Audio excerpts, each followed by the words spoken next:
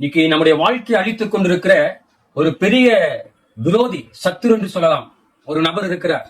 அந்த நபரை நம்ம அழிச்சிட்டோம்னா நம்ம லைஃப் ரொம்ப சூப்பரா, அழகான, அநேகருக்கு நன்மையான ஒரு வாழ்க்கையாக அது மாறிவிடும்.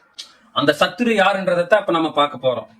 நம்ம ஒவ்வொருவருடைய வாழ்க்கையிலையும் ஒரு பொதுவான எதிரி ஒருவர் இருக்கிறார். அது வெளியில கிடையாது, நமக்குள்ளாக மறைந்திருக்கிற ஒரு எதிரி. அந்த எதிரியினுடைய பெயர் என்ன தெரியுமா? ஈகோ. ஒண்ணு, நான் தான் ரைட்டு, நான் செய்யறது மட்டும்தான் சரி என்கிற எண்ணம். ரெண்டாவது, எனக்கு எல்லாமே தெரியும், எனக்கு யாரும் சொல்ல வேண்டிய அவசியம் இல்லை என்கிற ஒரு காரியம்.